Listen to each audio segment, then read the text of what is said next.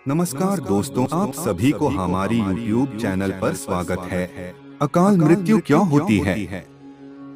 कम उम्र में मृत्यु क्यों होता है? इसका रहस्य क्या है, जानिए। धरती पर जिस प्राणी में जन्म लिया है उसकी मौत ही तय। यह एक ऐसा सच है जिसे बदला नहीं जा सकता। हम सभी जानते हैं कि पृथ्वी लोक में प्राणियों की संख्या इतनी है कि हर दिन किसी न किसी की मृत्यु होती रहती है। जाहिर से बात है कि हर मनुष्य को मोक्ष प्राप्त नहीं होता। इनमें से कुछ ऐसे भी होते हैं जिनकी आत्मा सदियों तक पृथ्वी लोक में ही रह जाती है। इसका कारण है उनकी अकाल मृत्यु हो जाती है। आपने कई बार देखा होगा कि आए दिन लोग सड़क दुर्घटना या फिर किसी आपदा का शिकार हो जाते हैं और अपनी जान गंवा बैठे हैं। अकाल मृत्यु क्यों होती है? दर्शकों, साधारण मृत्यु के बारे में तो हम सभी जानते हैं और समझते हैं, लेकिन अकाल मृत्यु का विषय ऐसा जिसे इसके बारे में कई बातें कही जाती हैं। गरुड़ पुराण के 7 अध्याय में लिखा गया है कि अगर कोई प्राणी भूख से तड़प कर मर जाता है या किसी हिंसा जानवर दोबारा मृत्यु हो जाती है या फिर जहरीला पदार्थ सेवन करने से या फिर पानी में डूबने से अगर किसी मनुष्य की मौत हो जाती है तो ऐसे मनुष्य को अकाल मृत्यु के श्रेणी में रखा जाता है। अकाल मृत्यु कैसे होती है? दोस्तों, अकाल मृत्यु किसी कारण से हो सकती है, फिर चाहे वह किसी रोग के कारण हो।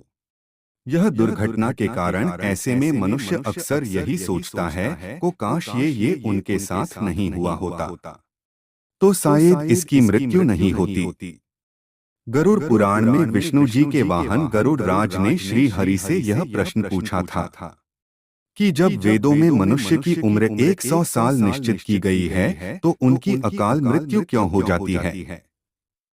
इस सवाल के उत्तर में श्री हरि तर्क देते हैं कि यह सच है, वेदों में मनुष्य की उम्र 100 साल निर्धारित की गई है, परंतु इसमें दुष्कर्म को नहीं मिलाया गया है।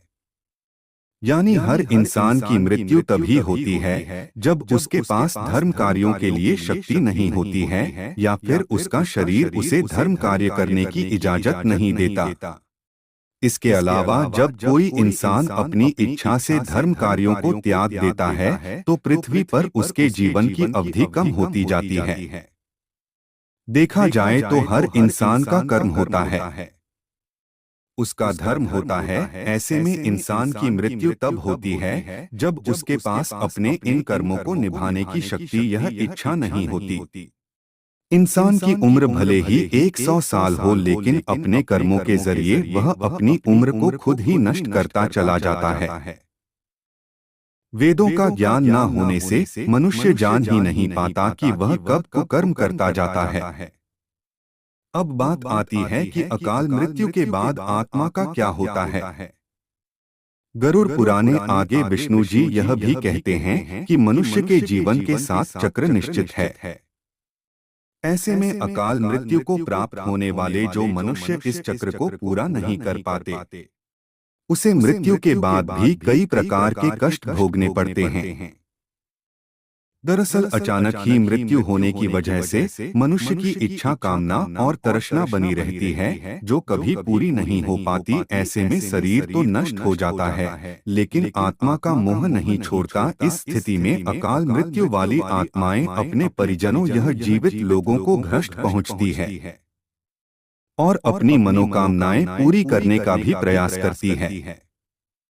गरुड़ पुराण में बताया गया है कि प्राकृतिक मौत से मरने वाले मनुष्य को 3, 10, 13 या 40 दिन में दूसरा शरीर प्राप्त हो जाता है, जबकि अकाल मृत्यु व्यक्ति भूत, प्रेत, पिशाच, कुष्मांडा, ब्रह्म, राक्षस, बेताल और छत्रपाल योनि में भटकता रहता है।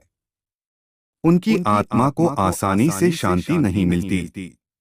आपको बता दें कि अकाल मृत्यु में आत्महत्या को सबसे निचले दर्जे पर रखा जाता है। मृत्यु के कितने दिन बाद जन्म मिलता है? ग्रंथों की दृष्टि से यह एक घिनौना कृत्य है। भगवान विष्णु जी ने गरुड़ पुराण में इसे ईश्वर का निरादर और अपमान कहा है। वह कहते हैं कि आत्महत्या करने वाले मनुष्य की आत्मा पृथ्वी लोक पर तब तक भटकती रहती है जब तक कि वह प्रकृति द्वारा निर्धारित अपने जीवन चक्र को पूरा नहीं कर लेती। ऐसी आत्मा को ना तो नरक लोक में जगह मिलती है और ना ही स्वर्ग लोक में। ऐसी आत्मा को मरने के बाद भी सबसे कष्टदायी स्थिति से गुजरना पड़ता है।